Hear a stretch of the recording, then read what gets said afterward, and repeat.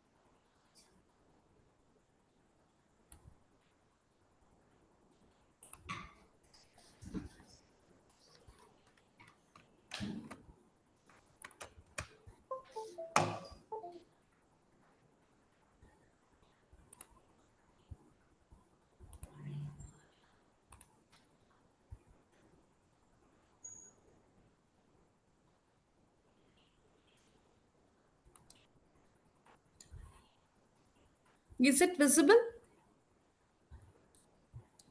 Badran sir, is it visible? No, not it, madam.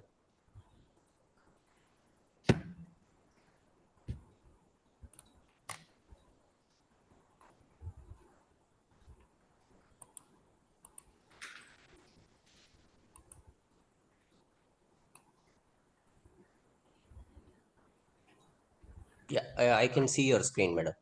Yes, though, just a minute. Is it visible now? Yeah, PPT is visible.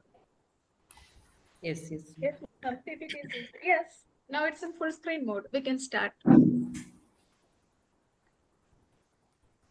Shall I start, ma'am? Yes, ma'am, yes, ma'am. Yes. Please go to the full screen mode. Yes, just a minute, just a minute.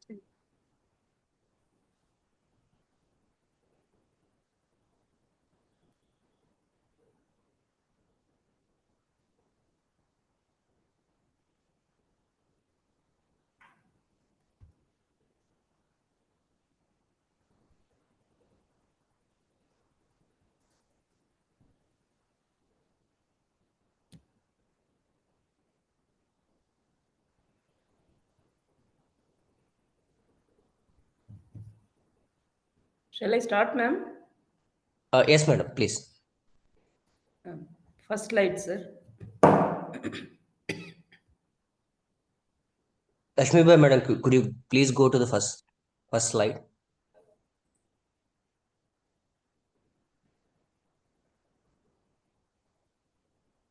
Yes. Good evening to all the participants and coordinators of the program. I am indeed very happy to be a part of this ATAL sponsored 1 week FDP on smart energy systems for climate resilient and sustainable development. I could, when the coordinator contacted me, I was very happy to be associated with this FTP because the theme of the FTP is very promising.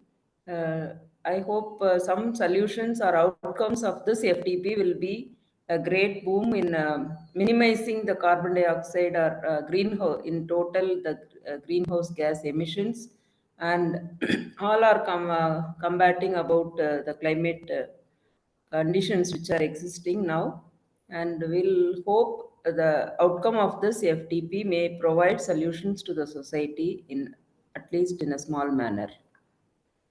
With this, I would like to start my presentation, which is based on the capture of carbon dioxide, its utilization, and the storage or sequestration. Next slide. So we call it is shortly termed as CCUS or CCU or CCS sometimes, because most of the carbon dioxide which is captured is not properly utilized. Anyhow, attempts are made to capture the carbon dioxide which are emitted to the atmosphere in excess amounts, and it is stored deeply in some reservoirs or any other saline aquifers. So sometimes CCUS may not work out. We will focus on CCS at least. The broad terminology refers to the capture of carbon dioxide, its utilization and sequestration, in which the emissions of carbon dioxide from various sources are captured and they are reused, otherwise they are stored, so that the emitted carbon dioxide will not enter into the atmosphere, to which will prevent the rise of temperature and other climatic conditions. So storage will be either in the form of geological formations underneath the ground surface, in the oil and gas reservoirs which are depleted, and in sometimes the unminable coal mines are also helpful in storing the captured carbon dioxide. And another option for storage is the deep saline reservoirs.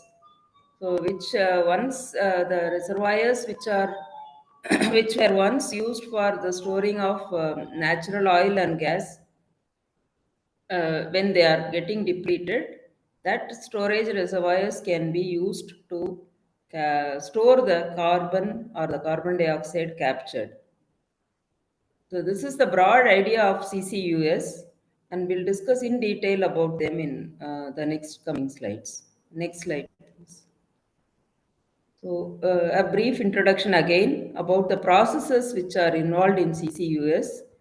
The right side of the slide shows the diagram in which the carbon capture, where it is captured, and it is estimated that the global carbon dioxide emissions, carbon dioxide, since we say that it is the major contributor of greenhouse gases, and it is estimated that in the year 2022, the emissions have reached around 36 gigatons. Major contributors being the power plants, steel industries, cement industries, and other transport sectors. So it is CCUS is important, and it plays a major role in meeting IPCC net zero targets. The Intergovernmental Protection Agencies for Climate Control has set a net zero target at least to be met in the year 2070. So the global emissions are to be controlled in order to achieve the targets met by the set by the IPCC. This attempt is becoming very much essential. So next, sir. Next slide. Okay. As I told you, CO2, major source of CO2 is from the industrial segment. The major contributors are the emitters, the emissions by the power plants, thermal and thermal power plants mainly, which burn fossil fuels again. Coal is the major burning element. So it releases enormous amount of CO2. The other contributing industries like cement and steel release CO2. So in order to capture them, the purest form of carbon dioxide is not emitted. It is coming out of the industry with various impurities, and other flue gases may also enter into the atmosphere along with carbon dioxide. So it has to be separated first from the emissions.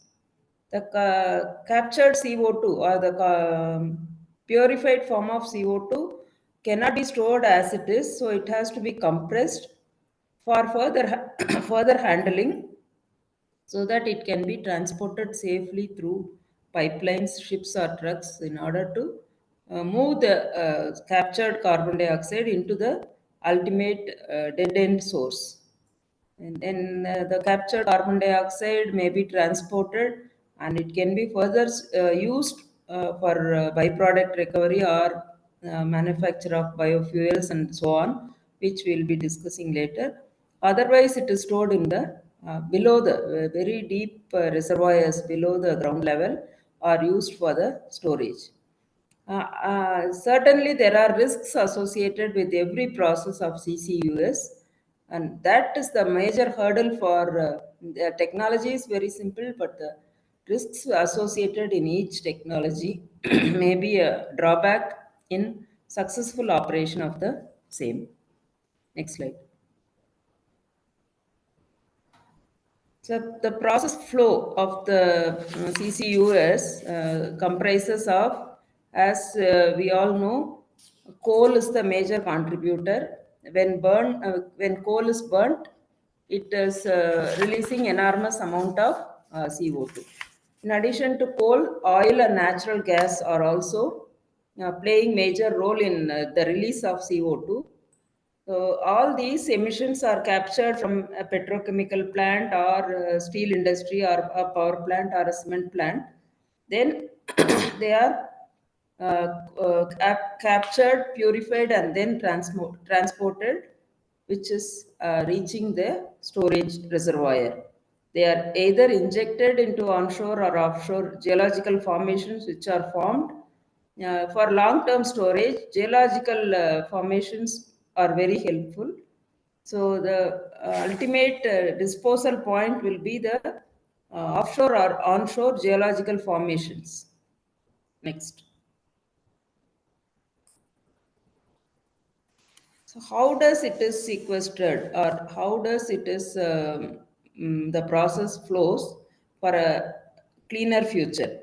Our goal towards the cleaner future or sustainable future environment for the next generation is to reduce the greenhouse gases, in particular carbon dioxide, which is the major percentage of greenhouse gas.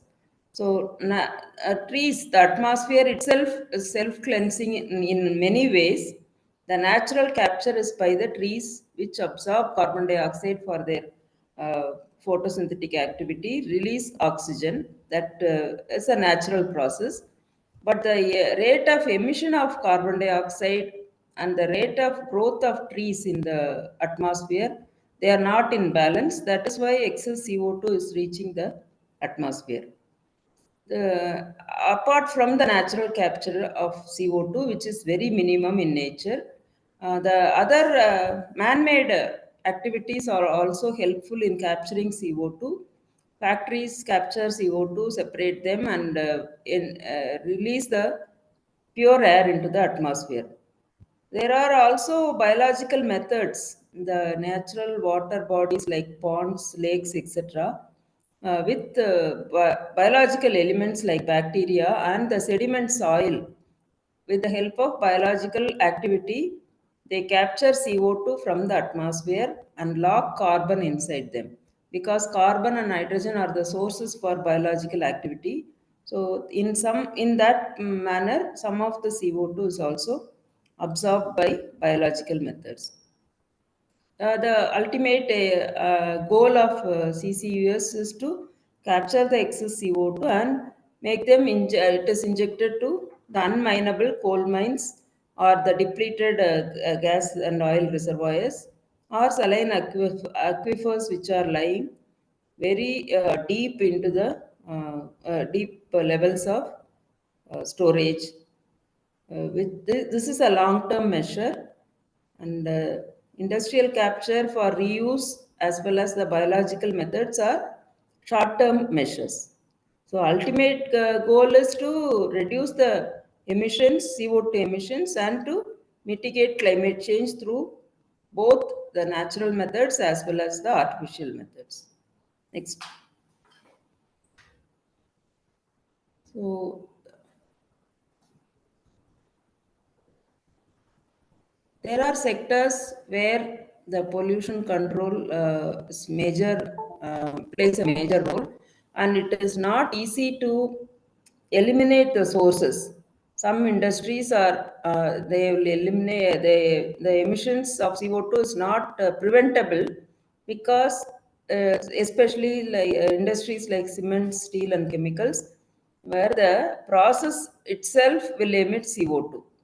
The raw material and the manufacturing process is in such a way that CO2 emissions become unavoidable. So these industries are called as hard to abate sectors, especially the industries. And by capturing CO2 from the fossil fuel, power plants are also emit emission CO2, which cannot be avoided because we are relying the fossil fuel fired power plants even now. So that emission is also becomes unavoidable.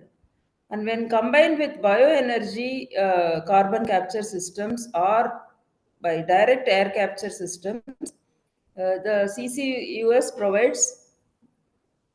uh, provides a remedy for these emissions. So we are going to discuss about BECCS, that is the bioenergy carbon capture systems, as well as DACCS, which is direct air capture systems. So the continuous use of energy, we need energy from fossil fuels. At the same time, we have to reduce the CO2 emissions. So there is a transition between switching from the non-renewable energy sources to renewable energy sources. And new technologies like green hydrogen, blue hydrogen production are all on the way, and they in future they may step up into the environment so that we can avoid greenhouse gas emissions in total, and we can focus our target as for net zero emissions as indicated by IPCC. Next slide.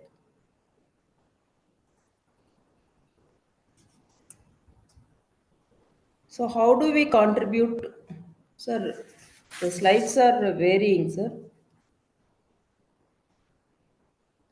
Please go to the previous slide. Mm. So, yes. So the environmental benefits which we acquire through CCCS is mainly reduction of atmospheric carbon dioxide. So the ecosystem and the biodiversity food chains are not disrupted, and the biodiversity loss can be minimized. That is the major environmental benefits due to this process. And especially automatically when the ecosystem is stable, and if it is healthy, opportunities for new industries in carbon dioxide based products like synthetic fuels, polymers, green cements, they come into picture, which also contribute to the economic growth of the country. Several job opportunities are created, which will focus on the CCUS facilities. And clean hydrogen production through natural gas is a boom in energy security systems for producing sustainable energy. So actually now the transition is taking place. We are switching from the fossil fuel dependent energy to renewable energy sources, and capturing carbon dioxide will also help in this transition. Next.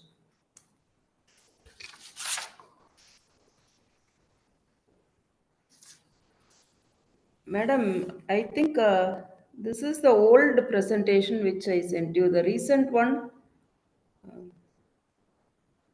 how many slides are there, sir, in this presentation?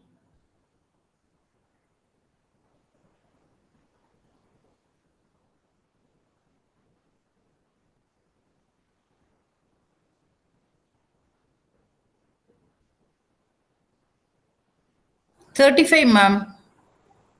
Actually, I have sent the recent presentation to you through mail, ma'am.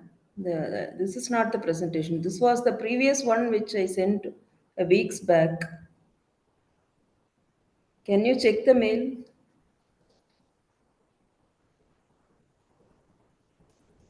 Or shall I send it to you again, ma'am?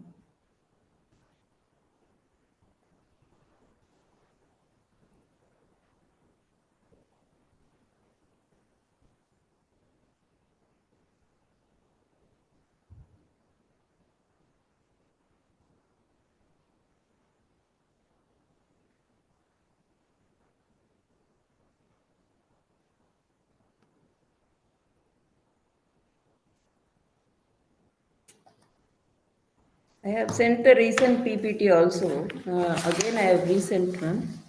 Please check.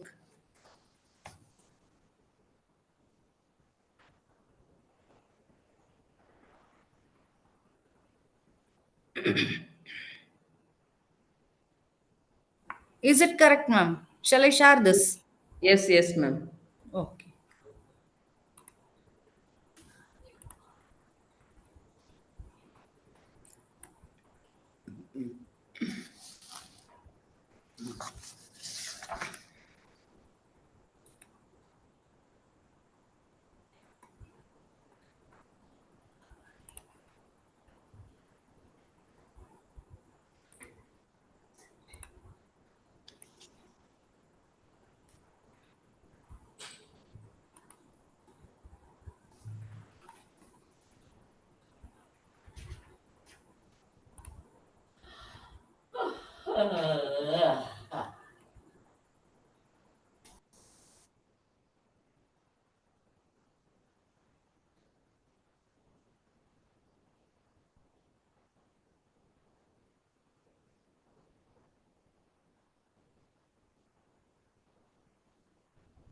Next, ma'am, I will tell you where to stop. Yes, this we have discussed. Next, next, next, next, ma'am. Next, next. Yes, yes, you can stop it here, ma'am. So I told you the first step is to store the captured CO2 in the formations which are formed below the ground level. They are called as geological storage. It can be either in the form of saline aquifers, where the porous rock formation are filled with salt water, because the salt water will increase the density of the captured CO2 and lock them in the pores. That is why saline aquifers are selected, which are the largest CO2 storage reservoir of which are naturally available. So, deep studies are to be carried out to understand the subsoil stratum, so that these aquifers are identified. The rock should be porous in nature and the pores should be filled with salt water. Only then CO2 can be locked inside the pores. The next important storage reservoir is the depleted oil and gas reservoirs. This I have told you already. These are sites which are depleted by extraction of oil and gas. So the empty reservoirs can be filled with CO2, the captured CO2. Similarly, the mines which can no longer be mineable can be used for the CO2 storage, and they release when CO2 are injected into such mines, they absorb onto the coal surface and release methane. So we can release or we can get methane gas from this process. One way it is injected, CO2 is injected through the unminable coal mines. On reaction with the coal, when CO2 gets absorbed on the coal surface, they release methane which can be recovered. And by the volcanic rocks which are formed below the ground level can also be used as a storage space because mineralization takes place. So carbonates are formed due to mineralization, and CO2 can be permanently stored in the form of stable carbonates. Then organic rich shales also trap CO2 by adsorption process, and these are the basic naturally available storages which are not created by man but they are naturally available. Each type of storage will have their own advantage and disadvantages. So depending upon the topography and the availability, we can select a particular storage. Next. After it is captured, it has to be stored. So what are all the mechanisms by which CO2 can be trapped? They are classified into structural trapping, residual trapping, solubility trapping, and mineral trapping. All these are carried out in various reservoirs which were mentioned in the previous slide. In structural trapping, CO2 is blocked from moving upwards or sideways because of the impermeability of the surrounding rock system. That is called as structural trapping or stratigraphical trapping. Next is the capillary trapping, in which the uh, CO2 droplets which are not connected to each other are immobilized. Their movement is arrested due to surface tension of the pores, small pores. That is called as residual trapping. And in the solubility trapping, as the name itself indicates, CO2 gets dissolved into saline groundwater. The density becomes higher, which makes the upward movement of release of CO2 from the storage. They get sinked and remain contained in the reservoir. And mineral trapping, again, it is formation of carbonates, solid carbonates, when they are reacting with when the solid rock particles, when they react with CO2, they lock them by the formation of stable carbonates. Next. So we have seen about the storage spaces which are available and the trapping mechanisms, that is the capture of carbon dioxide into these storage spaces. Next, we'll discuss about the commercially available capture technologies. The major capture technologies can be of three types. One is chemical solvent based capture. Next is a physical solvent based capture, then adsorption based capture, cryogenic based capture. We'll discuss them one by one. In the first type, chemical solvent based capture, liquid solvents like amines are used to absorb CO2. It is well suited for the streams which are the concentration of CO2 is very less and also the pressure is also less. For low pressure, low concentration of CO2, this method is very suitable, and the flue gases from the power plants, refineries and chemical plants can be captured by this technology by the application of solvents like amines which absorb the emitted CO2.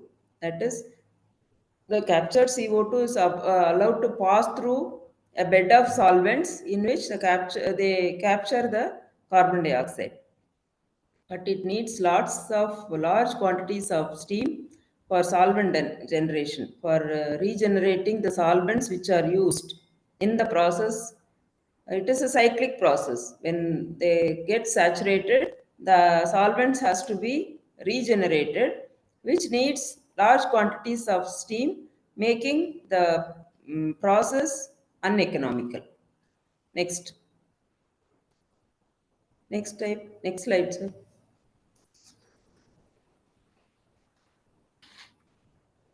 Next is the physical based solvent capture, in which CO2 is made to dissolve physically in a solvent at high pressure.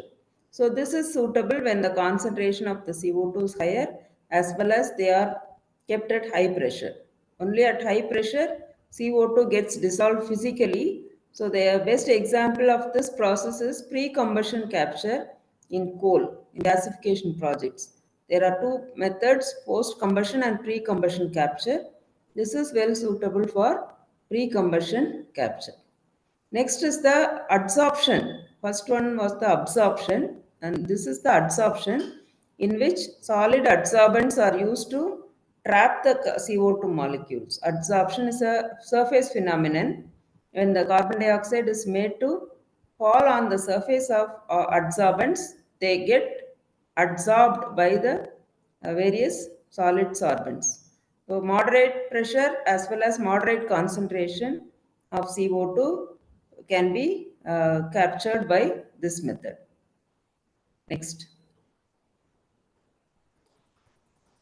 Cryogenic capture is nothing but working out in very low temperatures.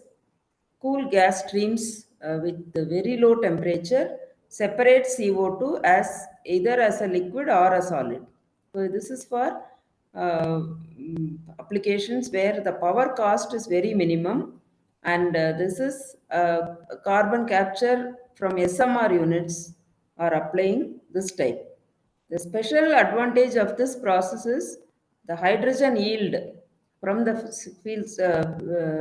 feedstock can also be obtained. This is the added advantage of cryogenic capture system. Next.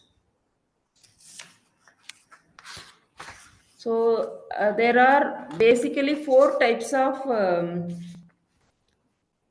capturing system: post-combustion, pre-combustion, oxy-fuel system, and chemical looping combustion. We'll discuss them one by one. In the post-combustion system, next slide. In the post-combustion system, there is a flue gas as released from the emission point. From the source, flue gas will consist of major uh, quantity of carbon dioxide along with some sulfur dioxide and other impurities. That is called as flue gas. So first it enters into the flue gas desulfurization plant, where the SO2 is removed from the flue gas using gas liquid absorption system again. So desulfurization plant removes the excess SO2 present in the flue gas.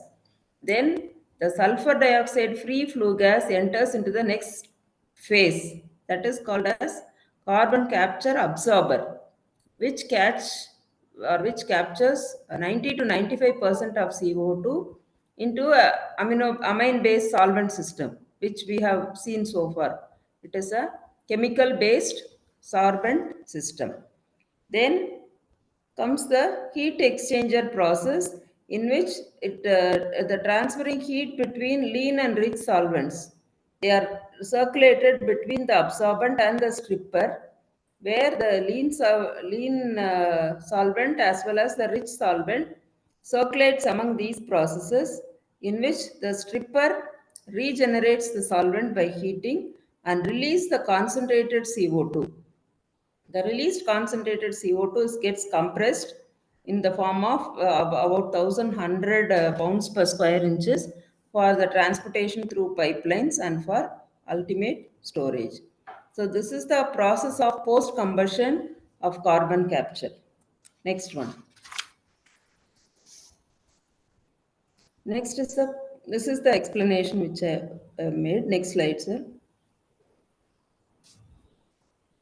Next process is called as pre-combustion capture, in which the separation of carbon dioxide from fuel before it is being burnt.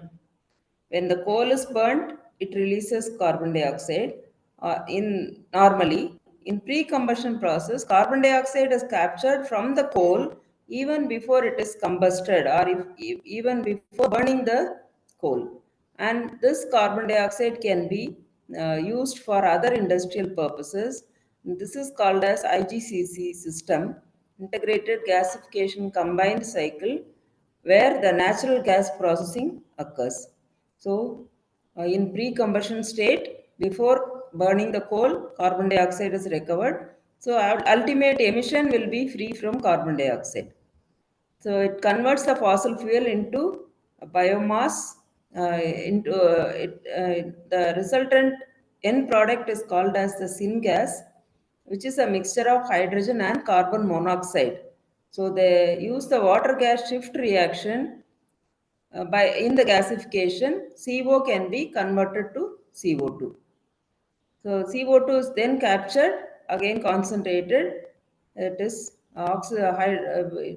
the hydrogen is left behind in the fuel for clean energy production. So this is the advantage of pre-combustion capture. Next.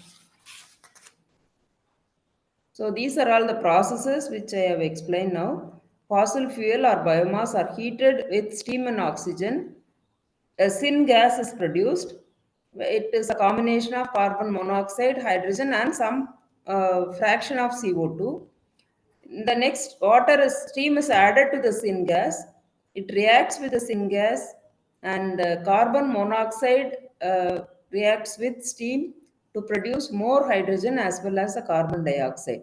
Carbon dioxide is captured, and the hydrogen is left in the solvent, which hydrogen rich gas is then used for driving the turbines for electricity generation or for producing hydrogen for chemical plants. So, this is the process flow of pre-combustion capture. Next. Next is the oxy-fuel combustion, in which pure oxygen, not air, but pure oxygen is mixed with recycled flue gas for temperature control. Oxygen plus fuel, they are combusted and produces a flue gas of CO2 and water vapor. So in this process, the capturing of CO2 is very simple, and the flue gas volume is also reduced by about 75% when compared to the air-fired combustion, the previous processes. Significantly, it reduces the nitrogen oxide formation also. Hence, the pollution loads, the air pollutants which are released in the process are less when compared to the other processes, and the efficiency of carbon dioxide capture is also higher. It sometimes meets 100% efficiency, it is possible, and the energy requirement is also very less. So, oxy-fuel combustion is used for some existing plants as well as for new plants. Next. In one system, can you go to the next slide, sir? There is a flow chart so that I can explain directly. So, chemical looping combustion system consists of, the flow diagram is not fully visible to me. It consists of an air reactor, in which the air reactor, and it is the chemical looping combustion is an energy efficient system, which the basic principle is like this: there is an oxygen carrier and there is a reducing agent, then reoxidation happens in the air reactor. So air enters into the air reactor, trace elements are left from the air reactor, and metal oxides are added. Then it reaches the fuel reactor. Metals are returned to the air reactor reduction process. Then the fuel reactor releases a mixture of carbon dioxide, water, carbon monoxide, hydrogen, and trace element gases, in which oxygen is supplied, and the gas stream gets polished. CO2 and water reaches the condenser. Condensed water leaves out the system. From the condenser, rich CO2 is set to the compressor and then when transported to storage. This is called as chemical looping combustion system. This is also energy efficient. Another important method of separation of carbon dioxide is by the use of membranes. Selective permeable membranes are used in order to physically separate carbon dioxide. This is a physical separation system from the gas stream. When the gas is made to pass through membranes, the permeable materials in the membrane separate CO2 from the flue gas. So it can be operated at very moderate temperatures, and the energy consumption is also very less in case of membrane processes. No extra chemicals are added, no regeneration is required. So it minimizes the safety and waste management concerns also. Compact systems can be developed, and the only challenge in membrane separation process is fouling of membranes and the cost of the membrane. And several R&D works are undergoing about the membrane processes for the separation of CO2. And this is also a promising technique for capture of CO2. Next. This is the direct air capture system. I told you that in the previous earlier slides. Carbon dioxide can be directly captured from the air, where the flow diagram explains the process. Fans, large size fans are used to pull the atmospheric air, the ambient air, which is containing carbon dioxide. Then it gets filtered in the second stage. CO2 free air is left again to the atmosphere, whereas the filtered CO2 reaches the next phase where it is heated. Filter is heated and the carbon dioxide is released. Carbon dioxide free air is again left to the atmosphere. This is in short, it is explained that air is coming inside the fan, is captured by the fan, it goes to the filter is heated, CO2 is collected, and the pure air is released. Carbon dioxide free air is released to the atmosphere. Next. This is the system. The current direct air capture costs are very high. That is $1,000 per ton of CO2, depending upon the scaling up of the project. So the market prices for carbon removal has been increased 4 to 5 times. So it is very difficult to cut down the cost in this method. So the high capital and energy requirements, the sorbents which are used for capturing, and the location of the project makes all these factors increase the cost of the project.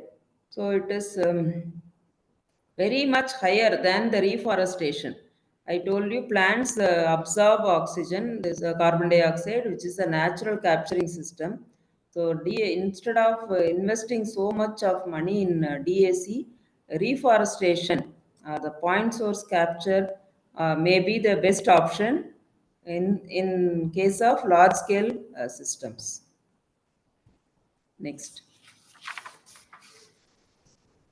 There are two types of direct air capturing, liquid based and solid based.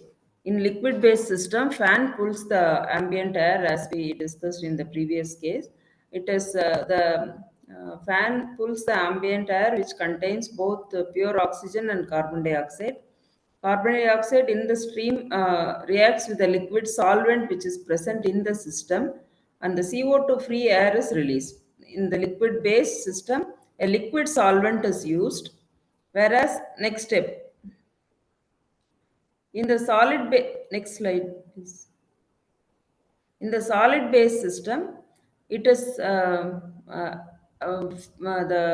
fan pulls the air again, but the CO2 gets bind to a solid adsorbent or a filter. No liquids are used, and the CO2 free air is released. So this is also similar to the previous system. Depending upon the material which are used to capture CO2, it is classified either as liquid based DAC or solid based DAC. Next. In this process, the absorption, desorption takes place. In the absorption process, there is a flow diagram again. There is a column in which flue gas enters and it flows upwards.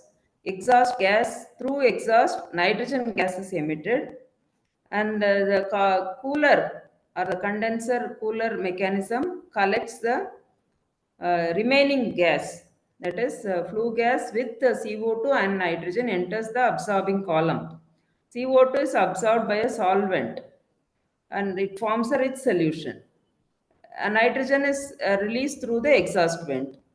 The second step is separation and cooling, in which the rich carbon dioxide loaded solution, which is present in the absorption column, passes through a series of coolers and mixtures so that it gets condensed, then collected, and it reaches a purified stream.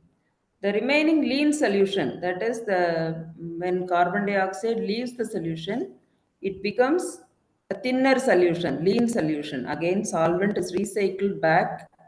This process continues and till the efficiency of carbon dioxide capture. If a drop is noticed, then the columns are to be cleaned. Then again it has to be filled with sorbing material. So absorption is absorbing carbon dioxide to form a rich solution.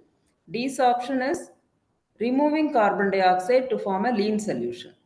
This is called as absorption desorption process. Next. Again, the membranes, as I told you, it is a permeable membrane. Flue gas from industries contain a mixture of gases. Normally, carbon dioxide, oxides of sulfur, oxides of nitrogen, everything mixed together and comes out as a flue gas. So, in a membrane separation unit, CO2 molecules pass through the membrane more easily. Other gases will be retained. So, CO2 rich stream can be collected for storage or for utilization, and cleaner gases released to the atmosphere. Next slide. So CO2 after capturing by all these methods has to be compressed. The compression from the normal temperature and the pressure ranges are to be modified before storage. The pressure may be in the form of 80 to 110 bars and the temperature should be maintained as 30 degrees centigrade, and the purity of the carbon dioxide mixture which was obtained should be in the range of around 100% for most of the applications. If you want to reuse the carbon dioxide which is captured, it should be in the purest form, otherwise it has to be sent for deep storages. Next. Now we can see how the captured carbon dioxide can be utilized. We are talking about carbon capture, utilization and storage. We have seen how much what are all the methods to capture carbon dioxide. Now the next step is to see how it is utilized. There are methods which are used for using the carbon dioxide which is captured by so many methods which we have discussed now. The first important conversion is called as the catalytic conversion. That is, it is a decarbonization technology that uses hydrogen and other catalysts which will transform the waste carbon dioxide into methanol. Okay, that is called as the biggest application of the CO2 which is captured. So, waste carbon dioxide will be converted to methanol with the help of hydrogen and catalysts. The other important application is the formation of syngas. Syngas is nothing but a synthetic gas which is a mixture of hydrogen and carbon monoxide. in various ratios. So this this gas is also useful for generation of biofuels and other synthetic fuels. And hydrocarbons can also be generated. This is called as the catalytic conversion of CO2 into useful products with the help of catalyst. Next is called as the mineralization. That is, we are making CO2 to react with alkaline minerals or other industrial waste like steel, slag, fly ash, etc. in order to form carbonates, solid carbonates, and it can be utilized for other applications. The third utilization is called as the biological utilization, in which algae and other microbes will convert CO2 into biofuels or bioplastics. Several applications are possible in the biological utilization with the help of microorganisms and algae. Next, previous slide, sir, one more point is left. No, utilization experiments. Next. This is capture mechanism. Next slide. Utilization. Next. No, previous slide only. CO2 utilization experiments. Previous slide. Next. Previous slide.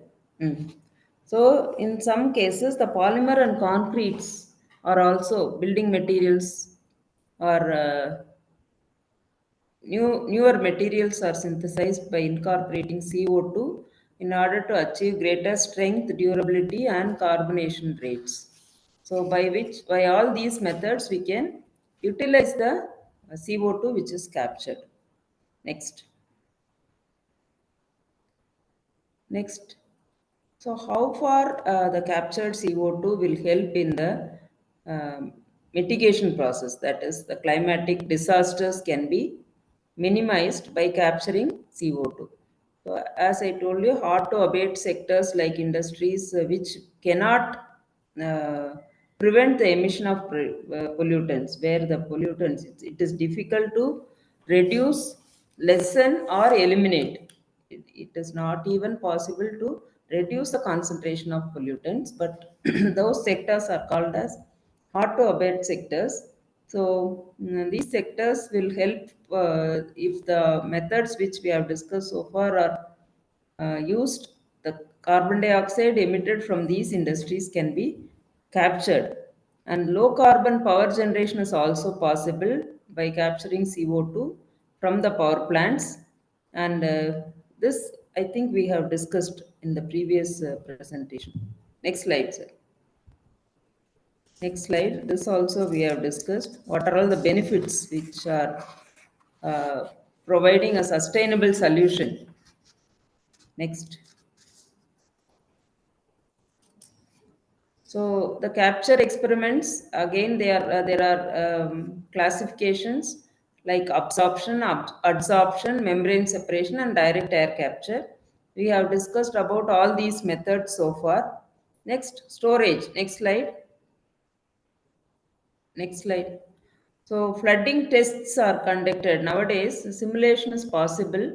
Instead of storing CO2 in large reservoirs deep into the rock system, we can utilize them. So geochemical reaction studies are to be carried out, simulation studies are to be carried out, and they should be well monitored. When they are deeply injected, leakage is possible, which will lead to groundwater contamination. So monitoring techniques are to be carried out periodically. The seismic surveys are to be carried out. Tracer tests are to be conducted for detecting the CO2 movement. The stored CO2 can move in whatever way. Since it is a gas, it can move any way where it finds a path. So monitoring techniques are to be provided after storage. Next.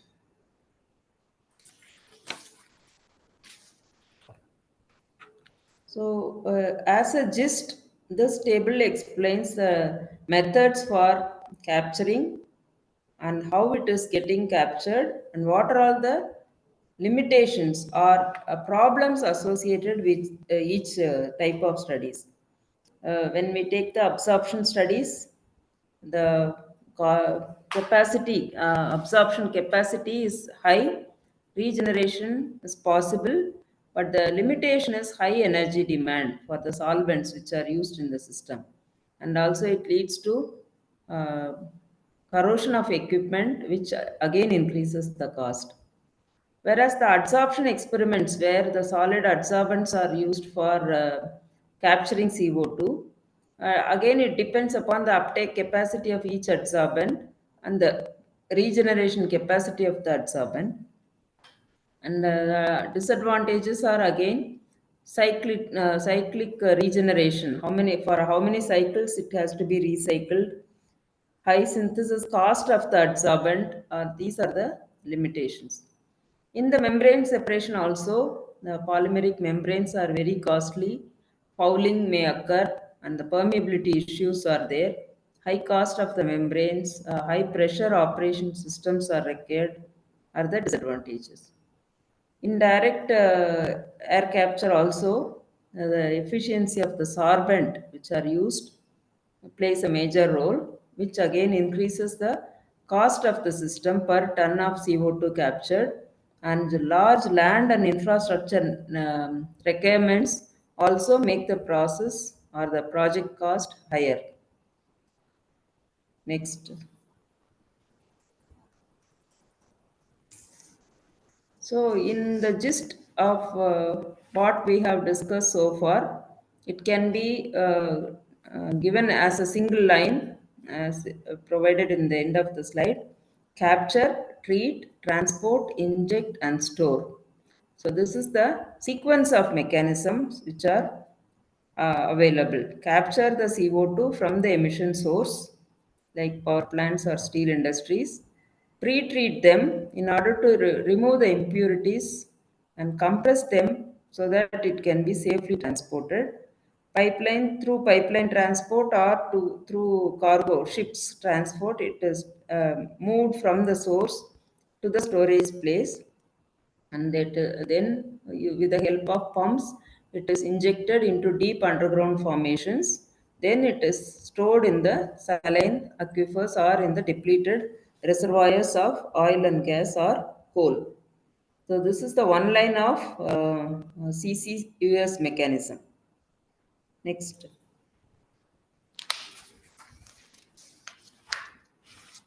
What is the whatever advancement we make due to research and development for abating a pollution or to create an infrastructure or to any new finding will have its own risks, associated risks with the process.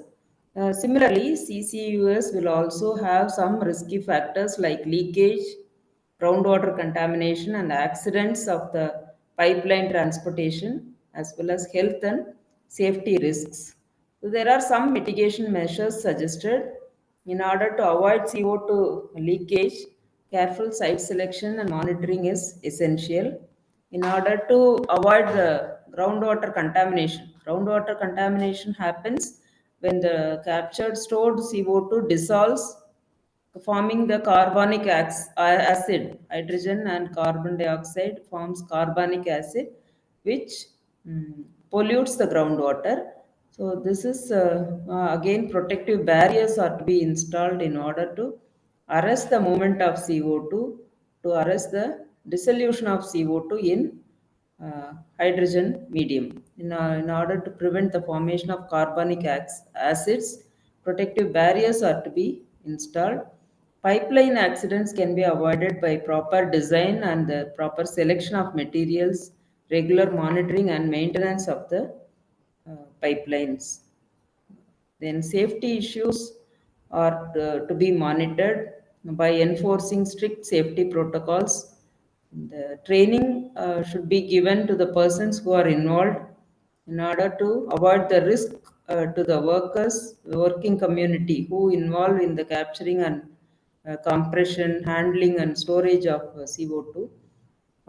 Several trainings are to be provided regarding the health and safety of the workers who are directly involved. Next. This is the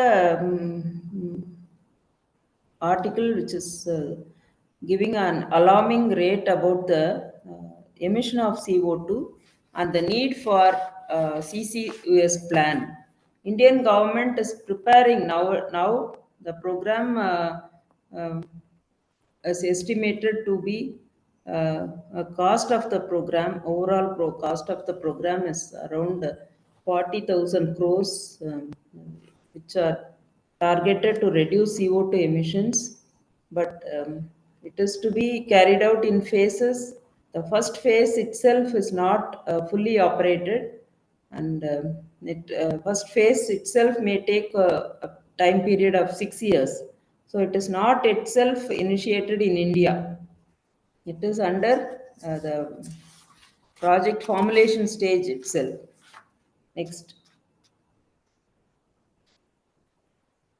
So the targeted sectors for carbon dioxide capture in India are the iron industry, steel, chemical and petrochemical industries. And coal gasification as well as the production of green hydrogen are the target areas. The thermal power plants are the India's greatest energy producing sectors. They generate about 97 gigawatt coal based energy. So the carbon dioxide should be captured from these locations. This is a large process which is targeting industrial sources like power plants, and it will be expensive and the economics of the country, depending upon the economic growth of the country, the process will surely be expensive initially, but when time permits and when the time flows, CO2 storage will reduce the emissions, greenhouse gas emissions, thus provide a safe atmosphere. Next. Next, how we have captured and then how to transport them. There are various methods like pipeline transportation. Ships are used for bulk transport over longer distances. While transporting them through ships, it should be liquefied. The temperature should be brought to near very low temperatures, and very carefully designed vessels are to be used for storage, and all these processes increase the cost of the treatment, cost of the transportation. So it can be either transported through pipelines, ships or trucks, depending upon the volume of CO2 which is to be transported. Next slide. Synthetic fuels, as far as the applications of the captured carbon dioxide are concerned, synthetic fuel production is the promising sector where the captured CO2 and hydrogen can be combined to make gasolines, diesels, or fuels, any other fuels. And the other important application is the production of hydrogen for renewable electricity. Low carbon and net zero fuels are possible. There are various synthetic procedures available for carbon dioxide hydrogenation from which synthetic fuels can be obtained. So the synthetic fuels, when they are burned, they return CO2 to the atmosphere, thus by closing their loop. Next is the mineralization. Next application. Next is the conversion of CO2 into carbonates like calcium carbonates or magnesium carbonates. And instead of converting them into fuels, the mineralization process is very simple because this can occur naturally. Only you can accelerate this process with the help of engineered settings. Otherwise, it helps the conversion of CO2 into carbonates by natural process. So this is this projects like CarbFix is a project which is initiated by Iceland, in which the captured CO2 is injected into basaltic rocks, thereby formation of calcium carbonates. So the major challenges which are faced in the mineralization process is the reaction rate is very slow. It is a naturally occurring mechanism. So the rate of mineralization will be very slow. This is the major disadvantage of mineralization of the captured CO2. Next one. Next important application of the captured CO2 is the use of biological organisms like microbes, bacteria, algae, etc. By biological decomposition, algae and microalgae absorb the carbon dioxide for their photosynthetic activity. They release uh, harmless substances producing biofuels, and this metabolism is very helpful in capturing CO2, and biomineralization takes place, forming stable carbonate minerals for long-term storage. This is also an energy efficient process. It requires minimum energy, and it can be scaled up into broader, larger perspectives. It also the additional benefits like water treatment or wastewater treatment is also possible. That is the added advantage of biological utilization. Next. So we have captured, utilized, and then the ultimate disposal is the storage. How to monitor this stored CO2 systems? Nowadays, several tracking mechanisms are available. The first important method is to carry out seismic surveys, either in two-dimensional or three-dimensional. The carbon dioxide plume migration of carbon dioxide inside the reservoir should be monitored from time to time for leakage detection by conducting seismic surveys. Another one is called as EMR, electromagnetic resistivity monitoring, in which seismic data are used to seismic data are captured by resistivity measurements, and the measurements of pressure, temperature, and fluids inside the captured system with the help of sensors will also be helpful in monitoring the stored CO2. There are various sensors available, and also satellite surface deformation and regional carbon dioxide distribution can be mapped with satellite informations, and all these data should be checked with the baseline data available in order to carefully monitor the movement of captured CO2. Next.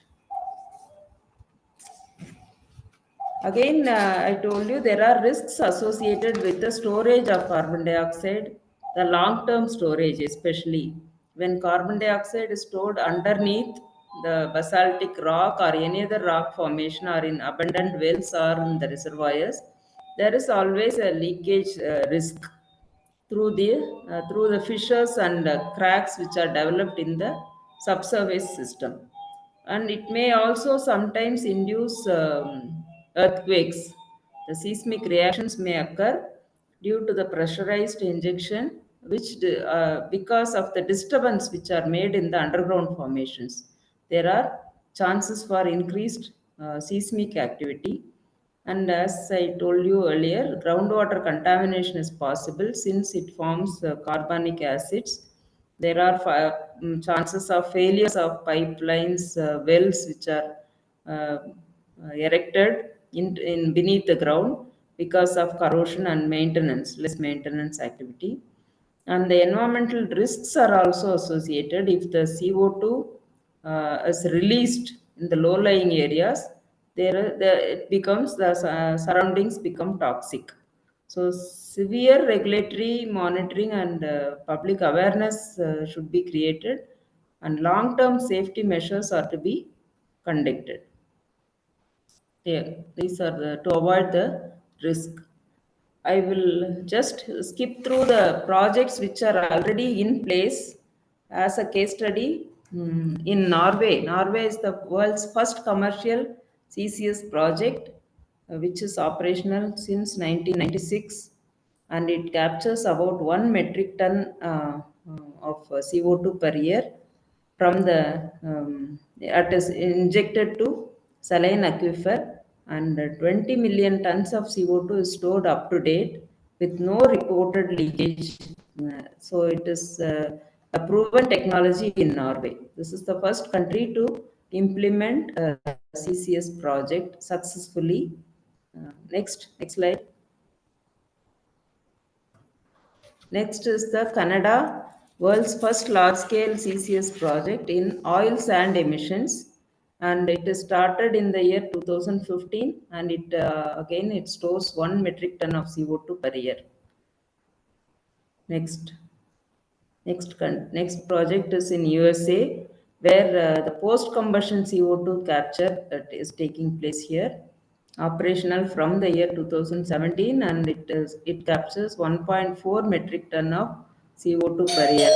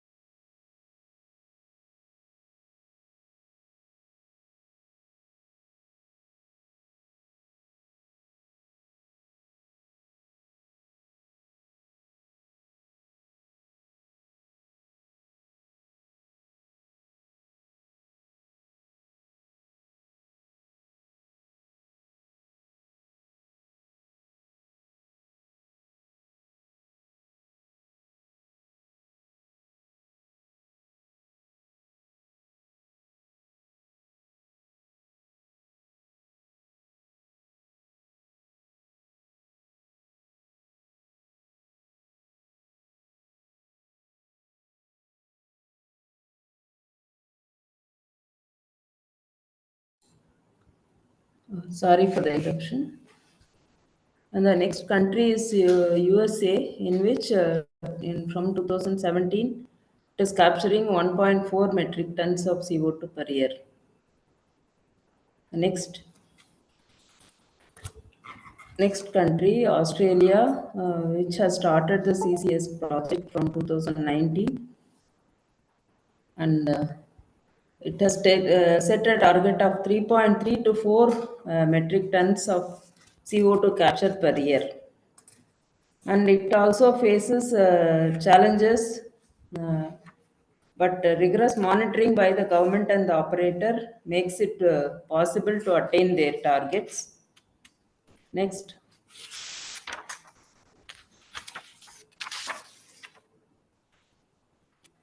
Next slide, sir. In Canada,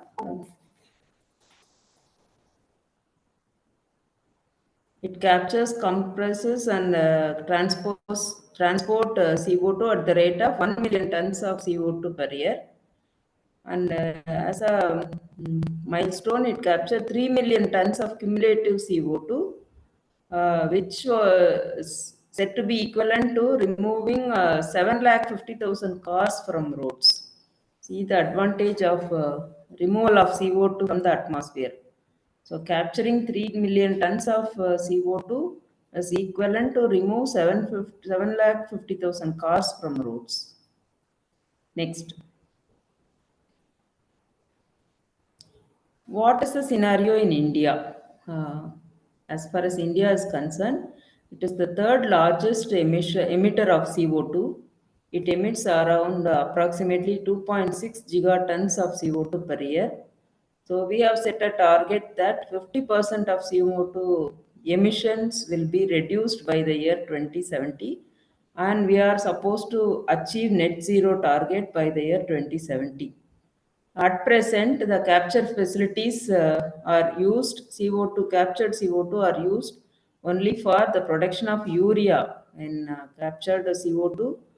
Ammonia urea conversion process uses the CO2, and it helps in the production of urea at the rate of 24 metric tons per annum.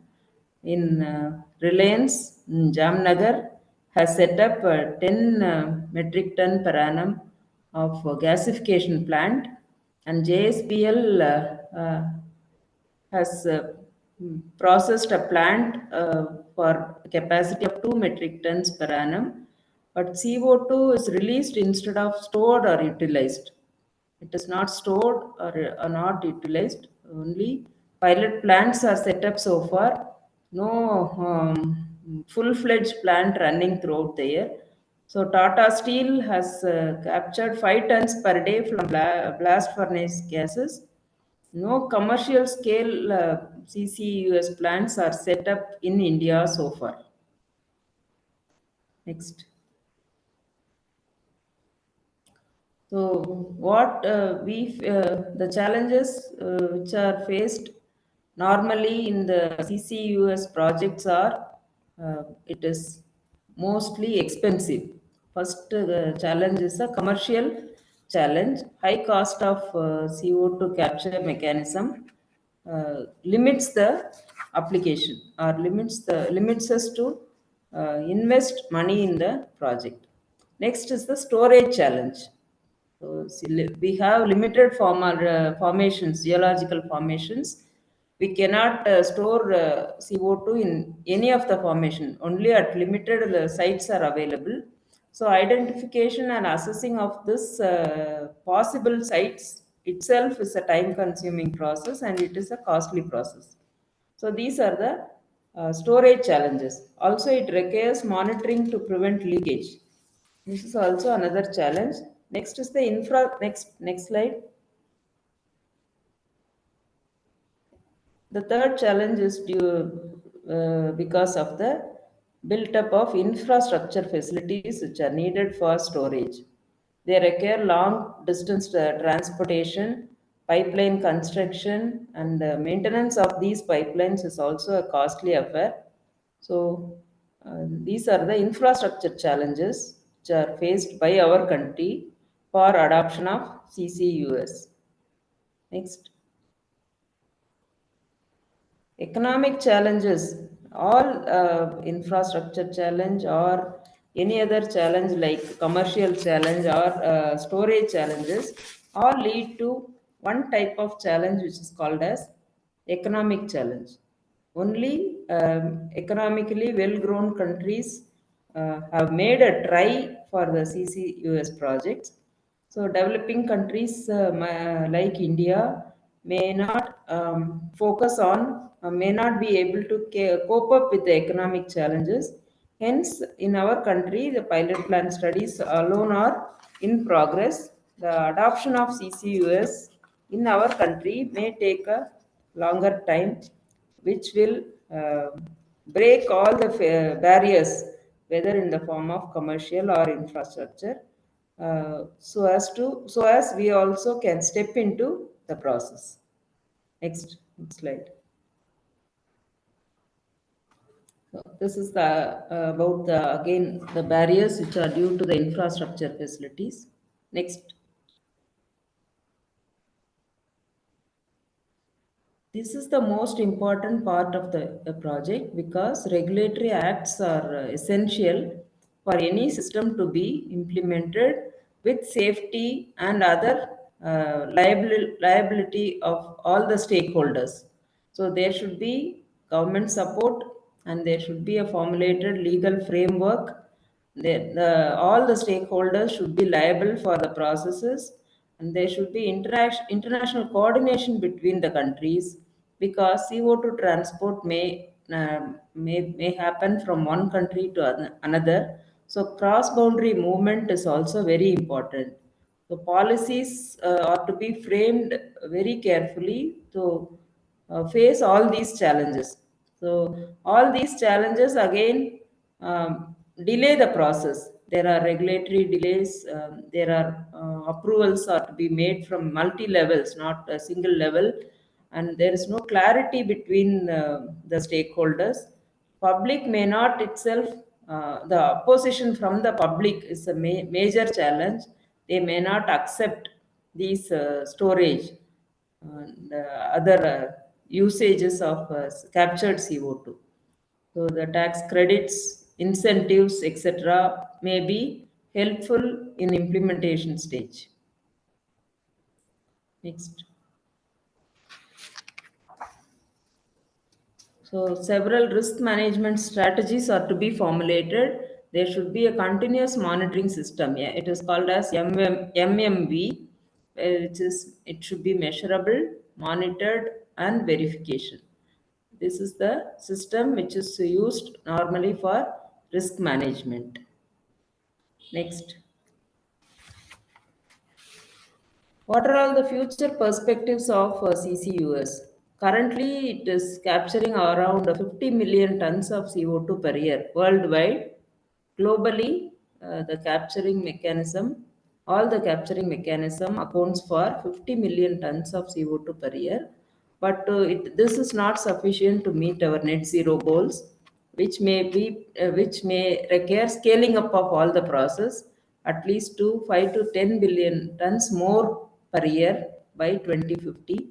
So we require many large scale plants in industry who are the major emitters of CO2, where they are called as hard to abate industries, and integration of CO2 capture with hydrogen production, green hydrogen production or blue hydrogen production will be a possible solution. Not only just capturing CO2, investing enormous money to capture and store them, but you can integrate it with other renewable energy mechanisms so that the revenue can be generated. That is another perspective. Next,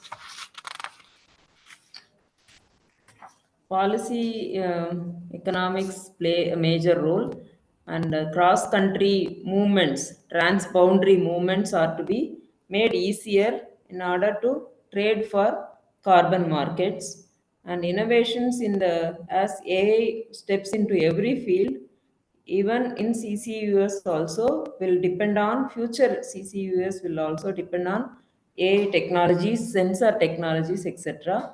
So that the stored reservoirs may be kept safe in future years.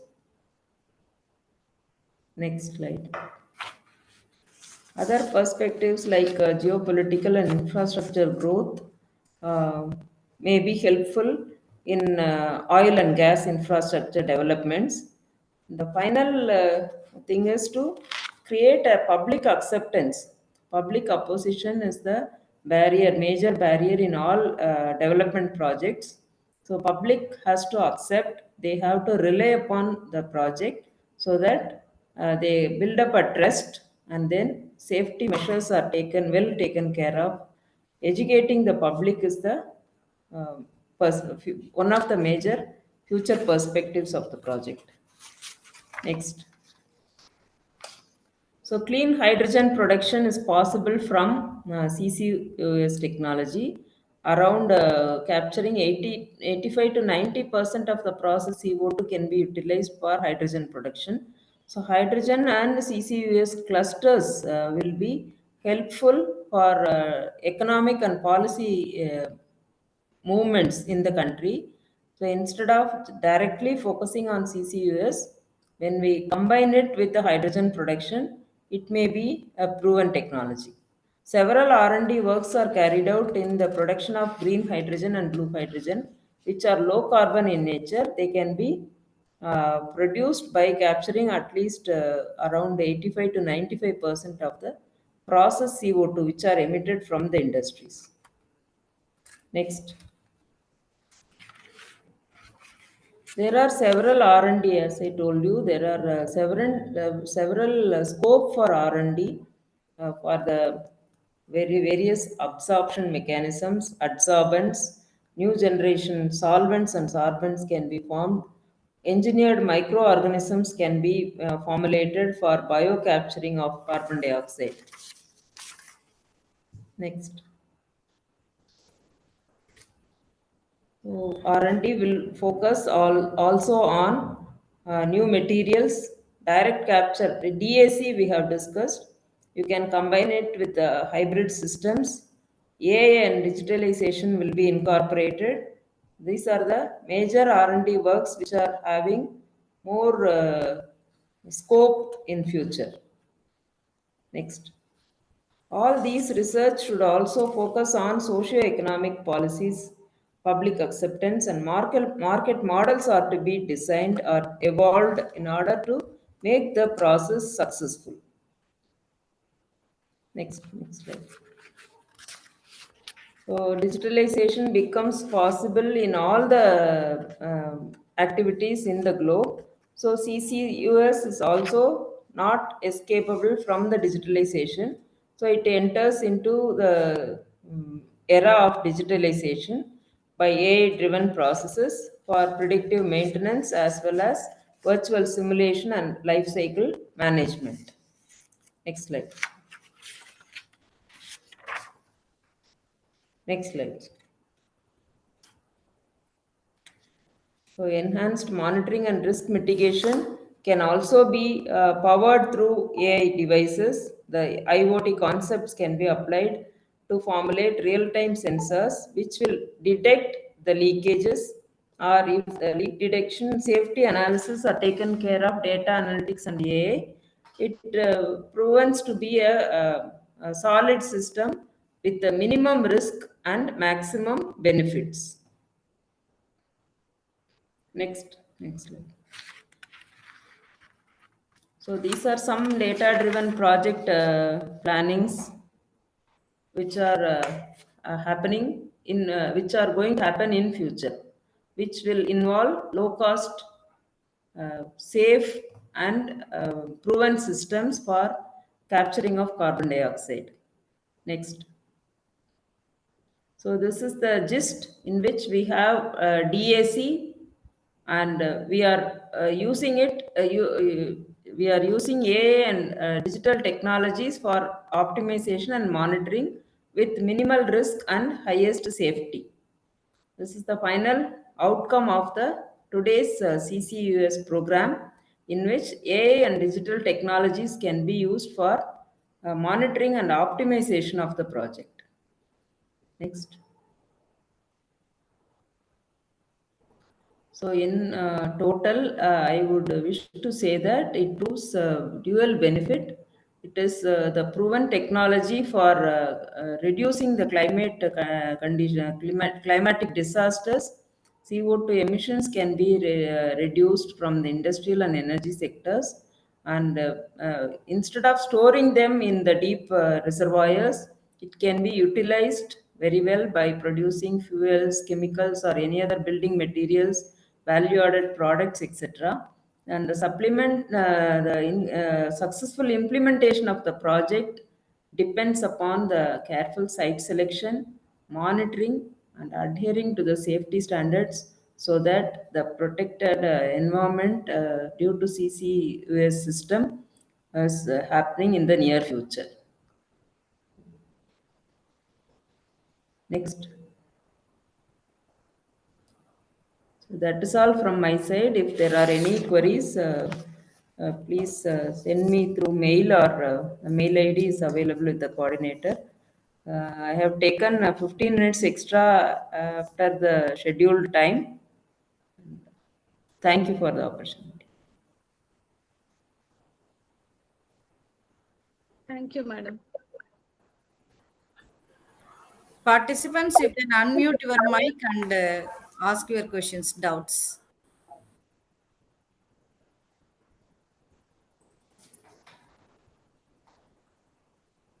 Any queries from the participants?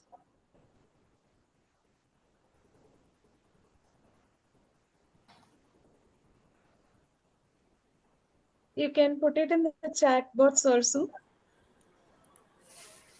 The queries can be raised through chats also. You can answer it through mail, and can send my reply to the coordinator.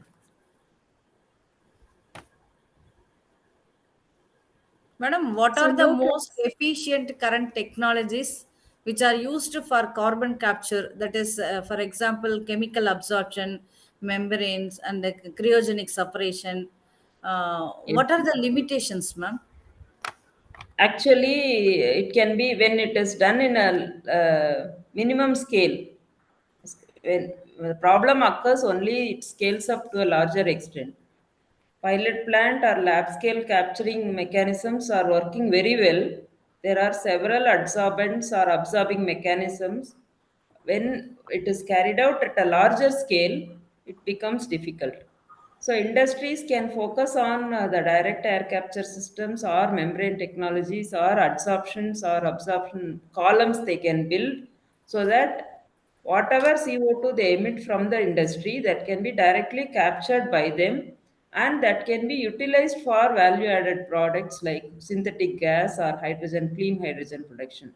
When it goes to a larger scale emission, when it happens at a larger scale, it is very difficult to control the emission as well as to capture them, store them, and transport them, dispersing into deep reservoirs becomes a tough task for the government. So individual responsibilities, individual stakeholders should take their responsibility so that they do not emit any CO2 to the atmosphere. That will be a simpler solution, ma'am. Okay. Emitting large quantities of CO2 and expecting that someone will capture all the CO2 which are released to the atmosphere, which is major contributor of greenhouse gas, which is a major a threat for climatic conditions, rise in temperature, etc. In order to avoid all those climatic disasters, the polluters pay principle, we call that as PPP, polluter pay principle. They have to look, they are responsible for the emissions from the particular industry.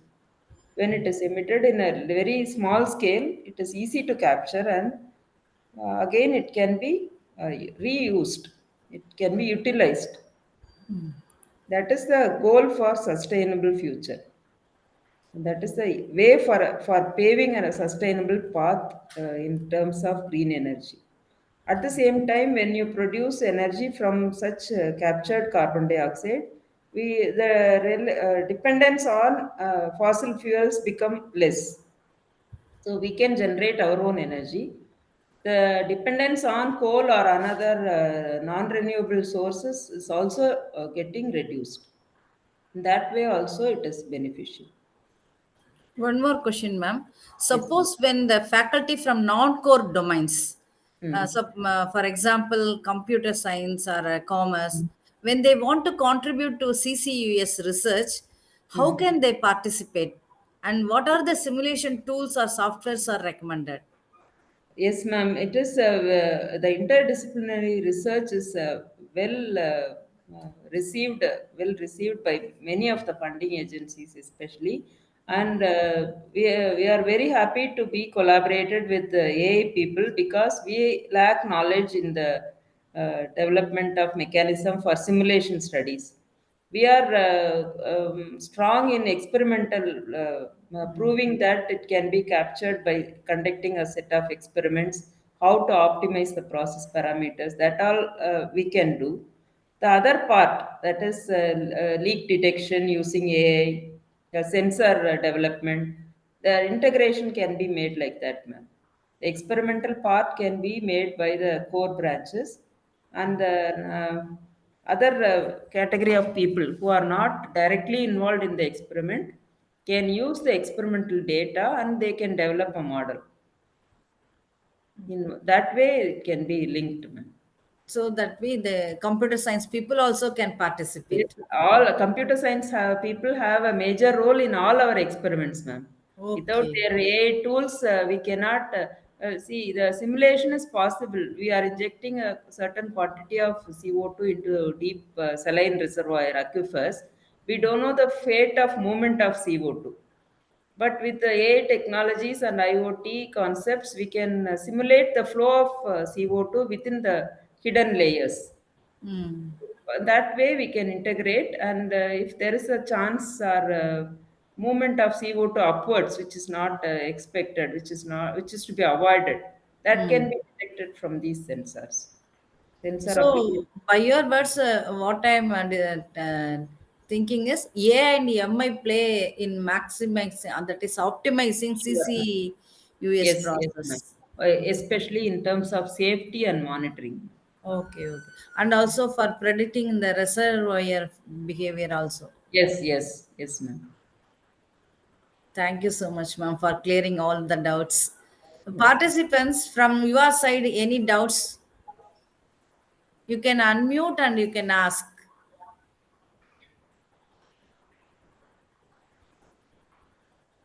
So I think they will give doubts through mail. I'll forward it, ma'am. Yes, ma'am. Sure. On behalf of SCSVMB University and organizing team, I extend my heartfelt gratitude to Dr. J. Jayanti, Professor, Department of Civil Engineering, Government College of Technology, GCT Coimbatore, for gracing us with her presence and delivering such a valuable and inspiring session. Madam, your insights and expertise have given us a deeper understanding of the subject and will surely guide us in our future learning and practice. We are truly grateful for the time and effort you have taken to be with us today. I also thank our organizers, faculty members, and participants for their active support in making this session successful. Once again, thank you, ma'am, for sharing your knowledge and motivating us. We look forward to many more opportunities to learn from you. Thank you. Thank you, one and all. Thank you so much, ma'am, for the opportunity. It is a nice time to interact with you all.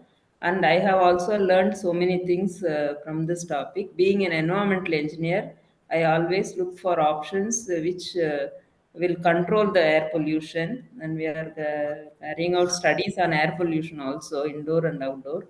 So it was nice to go through this topic and hope we'll do interdisciplinary research also with your institution, ma'am. Thank you for the opportunity.